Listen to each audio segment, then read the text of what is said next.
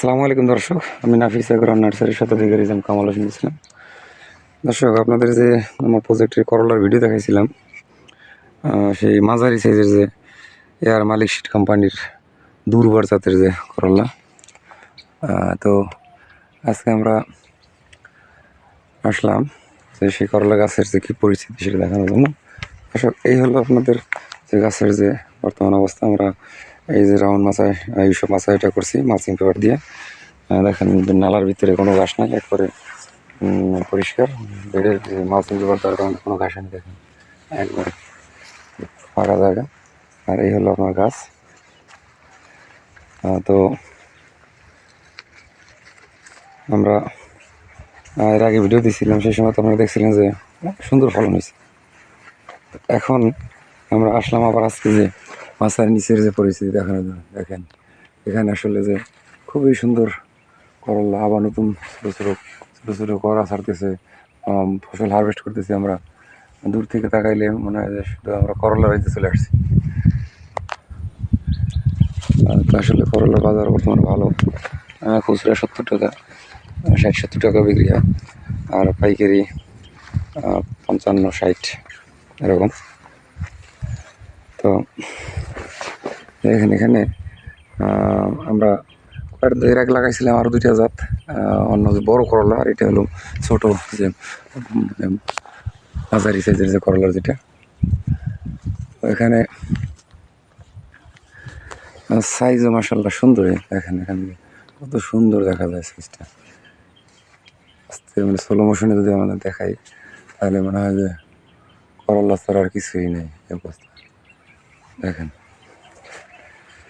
আসলে সঠিকভাবে যদি সঠিক পরিচর্যা করা যায় তাহলে এখান থেকে ভালো কিছুটা কী করা যায়। আমাদের অঞ্চলে করলা চাষ অনেকেই করেন না, আপনারা যে ভয় পান যে বাইরে হয়ে যাবে। আমি আসলে নতুন নতুন যে জাতগুলো আছে এগুলো নিয়ে গবেষণা করি, চেষ্টা করি যে কেমন কী ফলন হয় সেটা মানুষকে দেখানোর জন্য।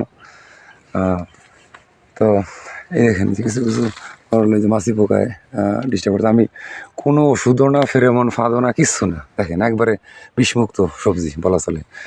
করলার জন্য আমরা 2-3 দিন পর পরে সাদা মাছির জন্য গন্ধযুক্ত সেই সাইপার যে ওষুধগুলো যেগুলো আছে আমরা সাধারণত ব্যবহার করি, সবিক্রণ, তারপরে কট, রিপকট, এই জাতীয় খুবই কড়া ওষুধ কিন্তু, এবং গন্ধ মাছি পোকা চলে যায়।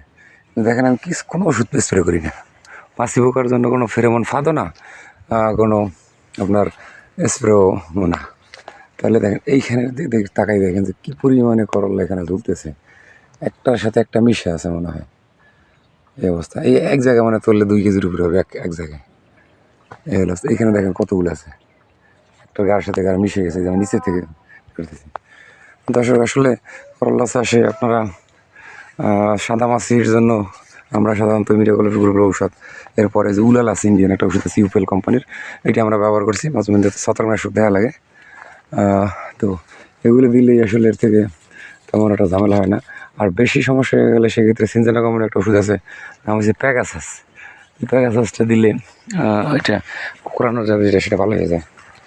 দর্শক, আসলে পরিকল্পনা মাফিক যদি কাজ করা যায় তাহলে পরে আপনার এখান থেকে লাভ করা সম্ভব। যদি আমরা পরিকল্পনা ছাড়া আমরা দেখেন এই যে বিডের চাকার নিচে ঘাস, কিন্তু মালচিং এখানে দেখেন মালচিংয়ের কোনো ঘাস নেই, নালার ভিতরে কোনো ঘাস নেই, শুধু ওই যে নিচের যে অংশটা। আমরা আসলে এখানে কোনো ঘাস মারা ওষুধ একবার স্প্রে করছিলাম, ওই যে নালার মাঝখানে 2 বেডের মাঝে কোনো ঘাস নেই, কিন্তু এই নিচে দিইনি, যেহেতু শিকড় আছে, শিকড় নষ্ট হয়ে যাবে সেই জন্য আমরা দিইনি।